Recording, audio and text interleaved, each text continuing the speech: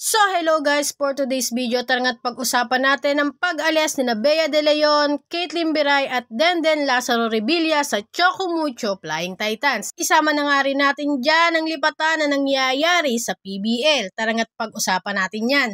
So guys, totoo nga at kumpirmado na aalis na nga itong sina Bea De Leon, Caitlyn Biray at Denden Lazaro Revilla sa Choco Mucho. Bago pa nga kumpirmahin ng tatlong ito na sila nga ay aalis na sa Choco Mucho ay naging na may mga aalis nga at madadagdag sa team ng Choco Mucho. At may mga pangalang lumabas nga na madadagdag nga sa Choco Mucho. Tulad na lang nitong si Mars Alba na mula sa F2 Logistic ay pupunta nga daw sa Choco Mucho. Diyan nga rin si Bia General na mula sa Signal ay pupunta nga daw sa Choco Mucho. At isama na rin natin si Mean Mendres na mula sa PLDT ay pupunta nga daw sa Choco Mucho. Ngunit wala pang ang kumpirmasyon ito. Pero yun nga, sa kabila ng mga hindi pang ang kumpirmasyon, ito nga lang ang sigurado, ang tatlong ang nabanggit kong player na sina Bea De Leon, Dennis Lazaro Revilla at Caitlyn Biray ay hindi na nga natin makikita sa Choco Mucho. So guys, kung ano man ang dahilan, wala namang binibigay na pahayag ang management ng Choco Mucho Flying Titans kung bakit nga ba lilipat ang tatlong ito. Pero yun guys nga, subaybayan nga natin kung saan nga ba sila mga team mapupunta. So guys, dumako naman tayo sa mga nangyayaring lipatan ng mga players sa PBL. So guys, matapos nga ng lipatan ni na Ivy Lacsina na mapupunta sa NX-led Chameleon at si Don Macandili na mapupunta sa Signal HD Spiker, kumpirmado na nga rin na sina Arag Galang at si Chang Abi Maranyo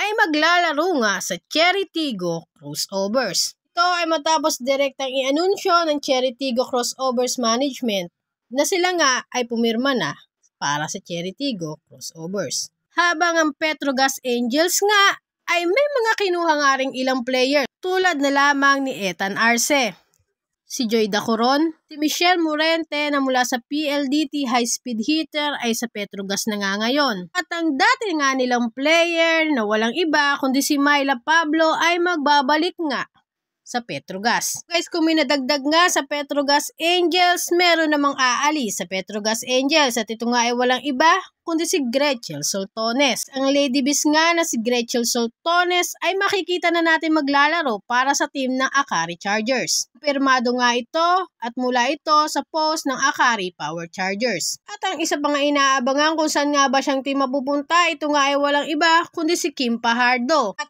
kumpirmado na nga rin na siya ay maglalaro sa PLDT High Speed Hitter. May mga usap-usapan nga din na makakasama nga ni Kim Pajardo, si Kiana D at si Majoy Baron. Pero nga guys, wala pa naman itong kumpirmasyon mula sa team ng PLDT. So guys, kaya naman abangan nyo nga ulit ang mga susunod ko pang update kung saan-saan na nga bang team mapupunta ang ating mga players sa PBL. So guys, huwag nyo na lang kalimutan mag-subscribe, mag-comment at mag-like dito sa aking channel.